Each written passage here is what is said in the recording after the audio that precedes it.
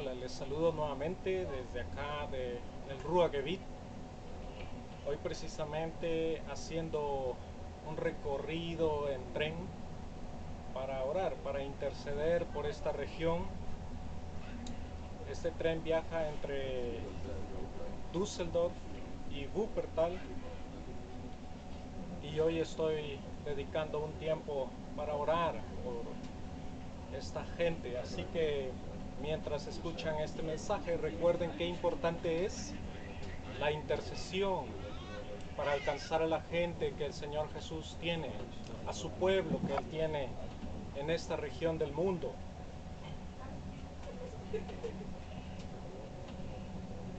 Siempre siguiendo la línea del mensaje acerca del invierno que estamos viviendo acá.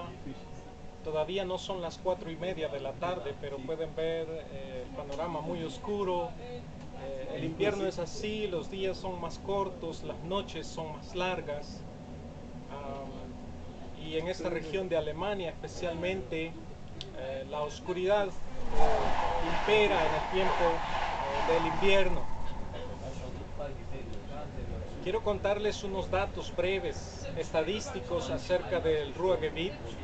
Realmente el área denominada Rhein-Ruhr-Gebiet es un área más amplia de aquí de Alemania, de esta aglomeración de gentes que se ha asentado en esta región que en su tiempo fue el corazón industrial de Alemania.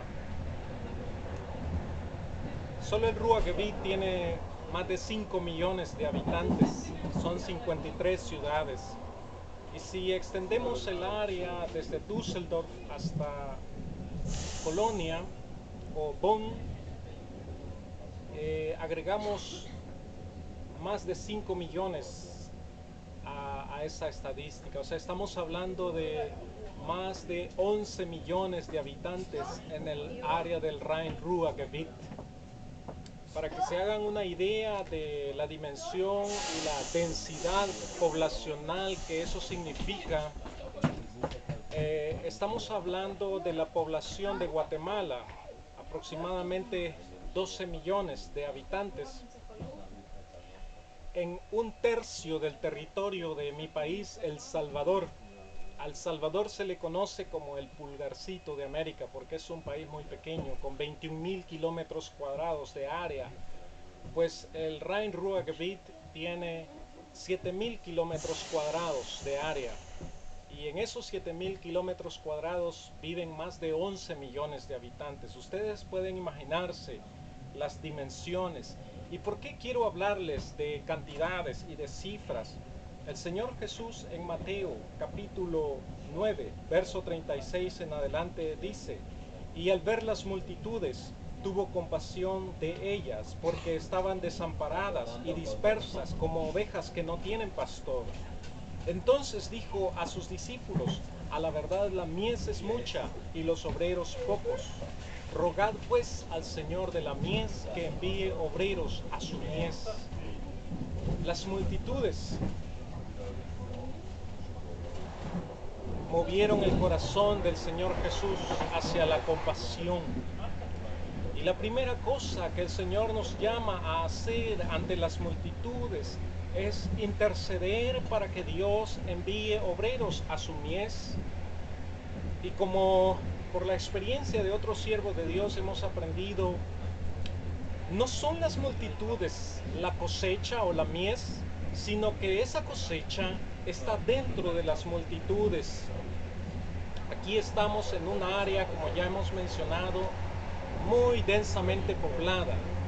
Gente que camina como ovejas realmente que no tienen pastor. Ellos corren tras sus propósitos. Aquí voy moviéndome en un tren. Realmente es uno de los trenes más lentos del área. Hay trenes que van de ciudad a ciudad y son muy rápidos. 250 kilómetros por hora o eso, o más.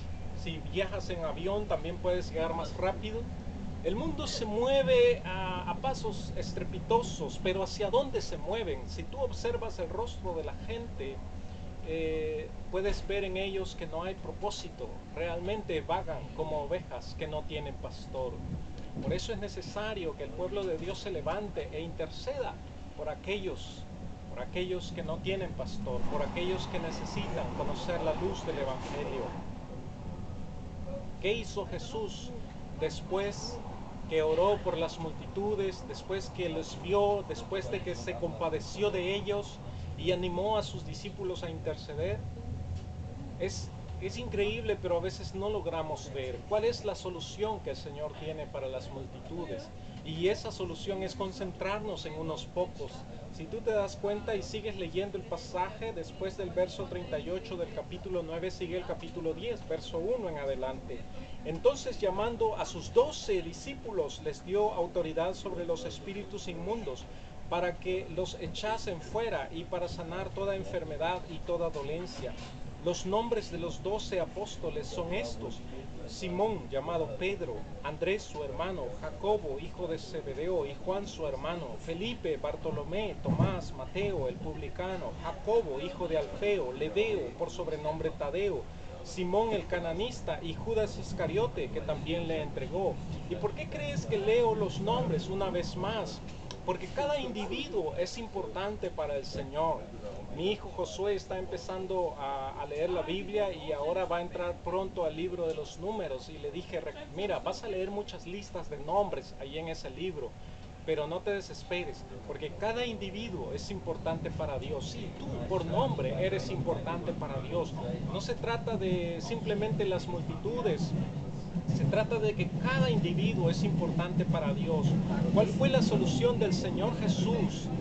Cuando vio las multitudes, se concentró en unos pocos. Tenemos que reconocer con humildad que tenemos limitaciones, estamos limitados por tiempo y por espacio, y necesitamos aprender a concentrarnos en unos pocos, y eso significa también morir a nuestros propios deseos. Es lindo estar entre multitudes, es lindo recibir aplausos de multitudes, pero es necesario pagar un precio, y Jesús lo entendió muy bien.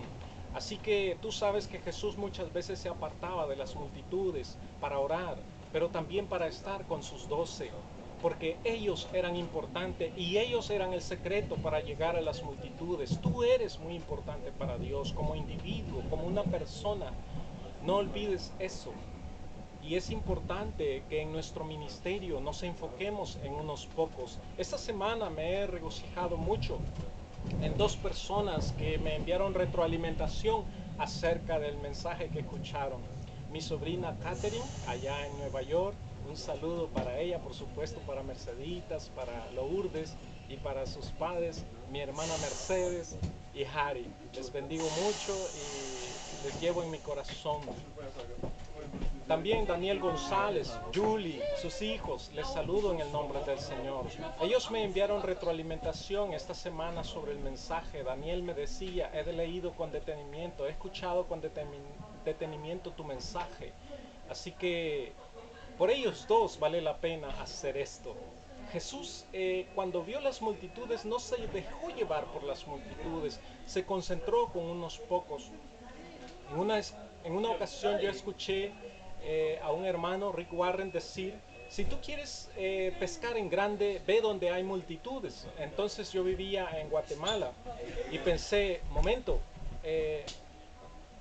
Rick Warren decía, ve donde hay muchos peces, busca un estanque donde hay muchos peces. Y pensé, México DF, claro, es un estanque enorme, más de 20 millones de habitantes, y lo teníamos, como decimos en buen chapín, a boca de jarro, ahí de Guatemala para el México DF. Así que en el 2007 hice un viaje allá, conocí México DF y recuerdo haber estado en el Zócalo al mediodía y realmente pude tomarme una impresión increíble de multitudes en ese gran parque abierto de concreto, pero con mucha gente, incontable gente. Pero lo que más me llamó la atención es que después de haber pasado por el Museo de Bellas Artes, en la avenida Benito Juárez, encontré una estatua que se titulaba Un pescador. Y Dios ahí me enseñó a través de esa obra de arte qué importante para Dios es cada individuo. Después de haber visto un montón de multitudes, voy y veo en la avenida Benito Juárez esta estatua un pescador. Uno es muy importante para Dios. Tú eres muy importante para Dios. Te bendigo y te animo a seguir adelante en la obra del Señor y que te dejes usar, te dejes sorprender. Y cuando ores, no te olvides de orar por estas multitudes entre las que Dios nos ha puesto en Alemania, pero que no nos distraigan las multitudes de aquellos pocos que el Señor quiere ministrar. Uno de ellos eres tú. Que el Señor te bendiga.